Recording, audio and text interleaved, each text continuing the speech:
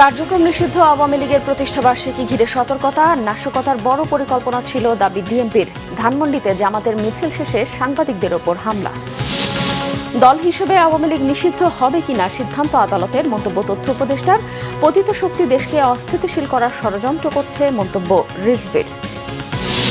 চীনের দালিয়ানে world economic ফোরামে আজ ভাষণ দেবেন প্রধানমন্ত্রী। বেইজিং সফরে সোলার খাতে বড় চুক্তির সম্ভাবনার কথা জানালেন শিবহুই। দেখছিলেন ক্রাউন সিমেন্ট সংবাদ শিরোনাম, এবারে বিস্তারিত।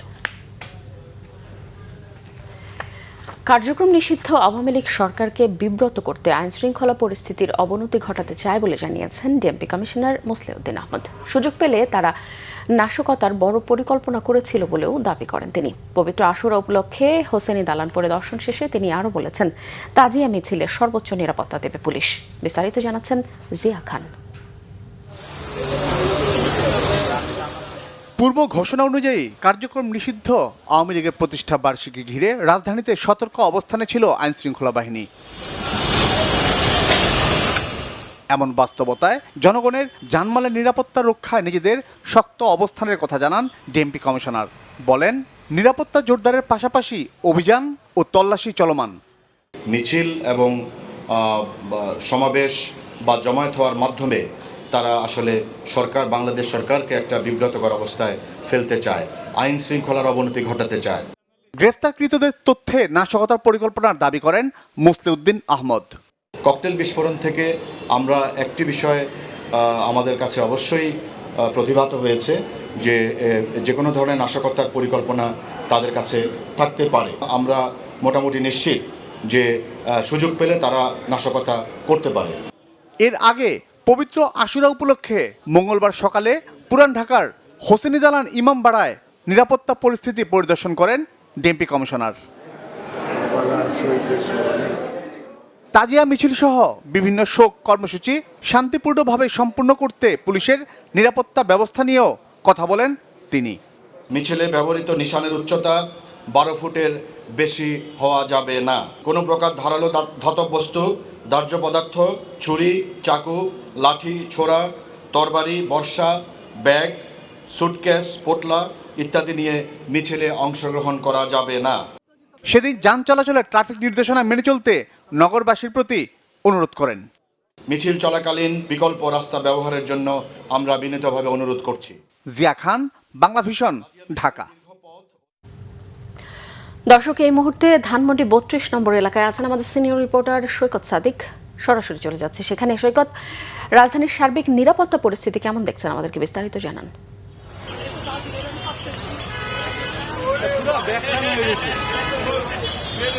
আপনি জানেন যে আজকে কার্যক্রম নিষিদ্ধ আওয়ামী লীগের প্রতিষ্ঠা বার্ষিকী, এবং সেই প্রতিষ্ঠা বার্ষিকী ঘিরে যাতে কার্যক্রম নিষিদ্ধ আওয়ামী লীগের নেতাকর্মীরা রাজধানী সহ সারা দেশে কোনো ধরনের নাশকতা না করতে পারে সেটার উদ্দেশ্যে আগে থেকে কিন্তু আইন শৃঙ্খলা বাহিনীর সদস্যরা তৎপর রয়েছে, সেনাবাহিনী, বিজিবি, পুলিশ সহ অন্যরা।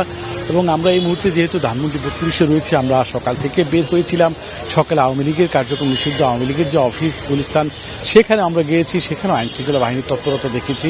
এই মুহূর্তে 32-এ যে নাম্বার যে বাড়িটি, তার এই বাড়ির যে রাস্তাটি, সেই সড়ককে ঘিরে কিন্তু ব্যাপক আইন শৃঙ্খলা বাহিনীর মোতায়েন রয়েছে এবং ব্যারিকেড দেওয়া হয়েছে, সাজোয়া যান রয়েছে, যাতে কোনো ধরনের অপ্রীতিকর পরিস্থিতি না ঘটে সেই বিষয়টি কিন্তু সজাগ রয়েছে। এবং আমরা যতটুকু জানতে পেরেছি যে এই মুহূর্তে শাহবাগ বা রমনা, গুলিস্তান সেই এলাকা কিন্তু বিজিবি টহল অব্যাহত রয়েছে। এই এলাকা দিয়ে আমরা এখন পর্যন্ত বিজিবি দেখিনি, তারপরেও ধানমন্ডি থানার পুলিশ তারা রয়েছে, অপোজিটে মিরপুর রোডের অপোজিটে কলাবাগান থানা পুলিশ তারাও রয়েছে, এবং 2 থানার পুলিশ বেশ তৎপর রয়েছে।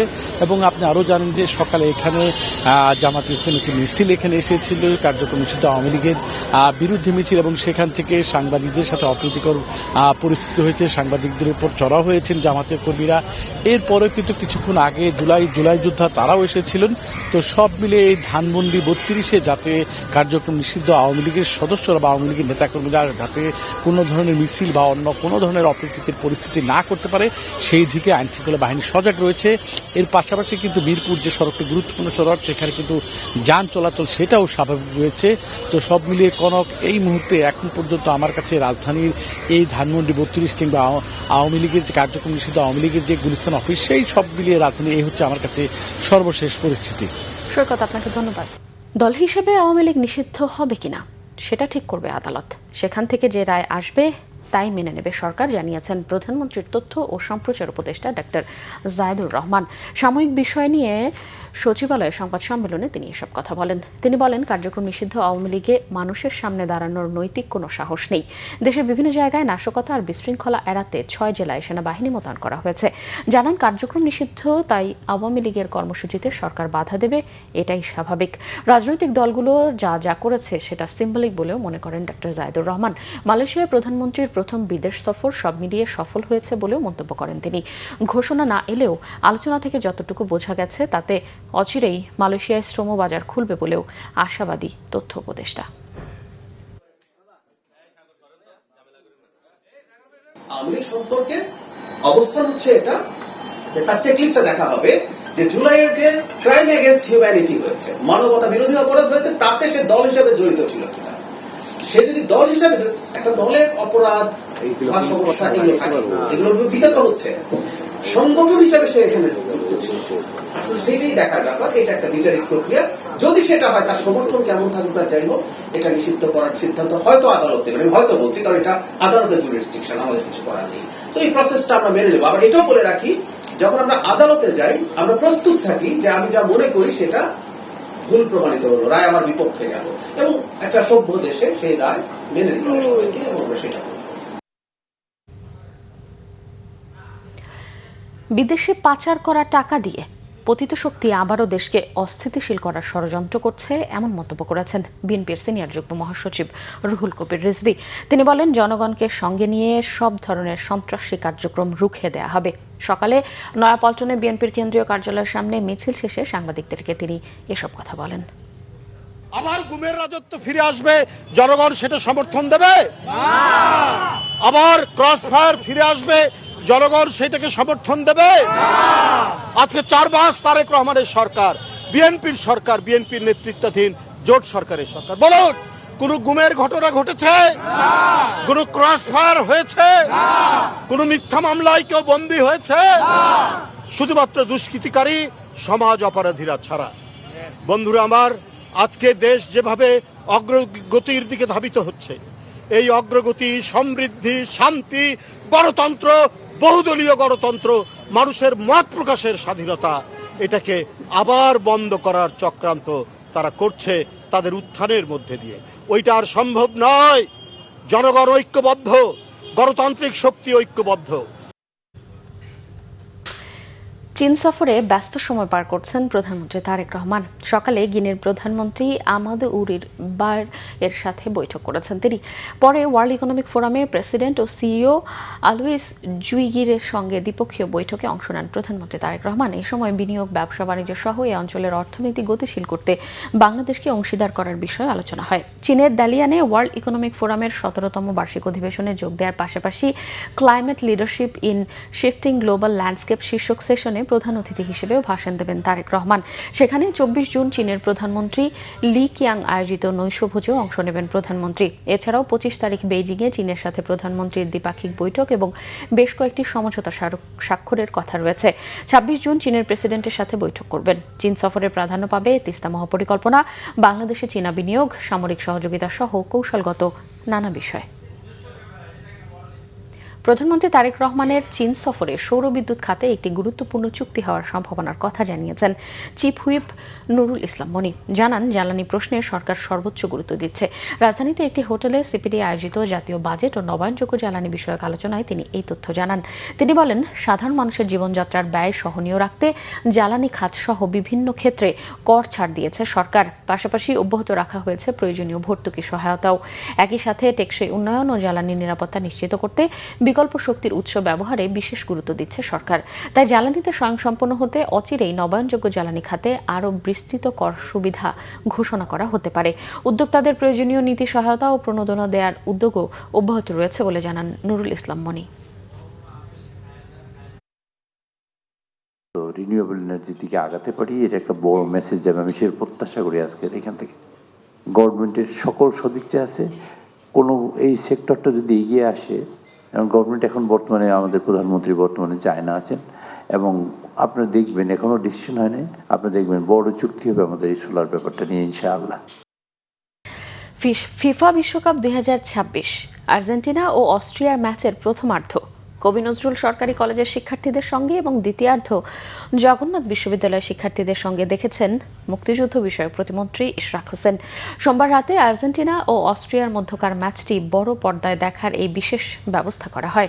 মুক্তিযুদ্ধ বিষয়ক প্রতিমন্ত্রী ছাত্রছাত্রীদের সঙ্গে খেলা দেখেন। খেলা শুরুর আগে থেকেই বিশ্ববিদ্যালয়ে সাধারণ ছাত্রছাত্রীদের পাশাপাশি আশপাশের ক্রীড়ামোদী মানুষ জায়ান্ট স্ক্রিনের সামনে জড়ো হতে শুরু করে।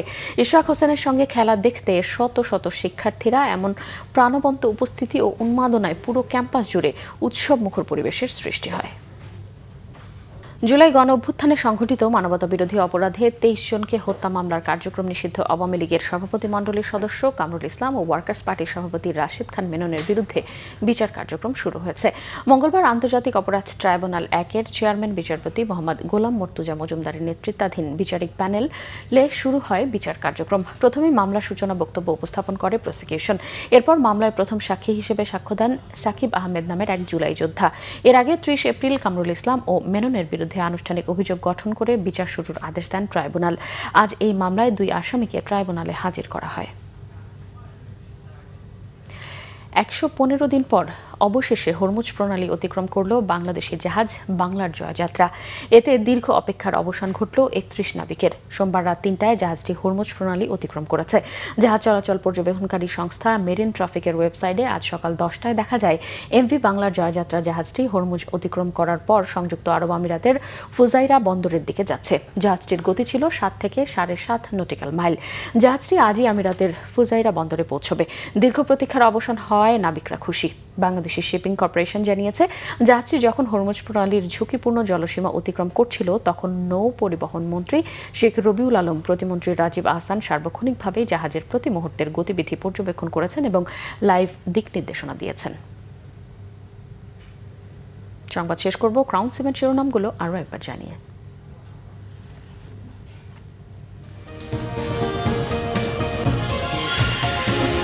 কার্যক্রম নিষিদ্ধ আওয়ামী লীগের প্রতিষ্ঠা বার্ষিকী ঘিরে সতর্কতা, নাশকতার বড় পরিকল্পনা ছিল দাবি ডিএমপির। ধানমন্ডিতে জামাতের মিছিল শেষে সাংবাদিকদের ওপর হামলা।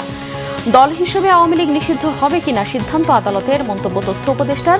পতিত শক্তি দেশকে অস্থিতিশীল করার ষড়যন্ত্র করছে, মন্তব্য রিজভির। চীনের দালিয়ানে ওয়ার্ল্ড ইকোনমিক ফোরামে আজ ভাষণ দেবেন প্রধানমন্ত্রী। বেইজিং সফরে সোলার খাতে বড় চুক্তির সম্ভাবনার কথা জানালেন চিফ হুইপ। এই ছিল এখনকার মতো। পরের সংবাদ বিকেল 4টায়, এর আগে দুপুর 3টায় রয়েছে নিউজ টপ 10 দেখার আমন্ত্রণ রইল। এছাড়াও বাংলা ভিশন সংবাদ ও সংবাদ সংশ্লিষ্ট অনুষ্ঠান দেখতে ভিজিট করুন www.bbnews24.com ও facebook.com/banglavisionnews-এ এবং সাবস্ক্রাইব করুন youtube.com/banglavisionnews-এ। এতক্ষণ সঙ্গে থাকায় ধন্যবাদ সবাইকে।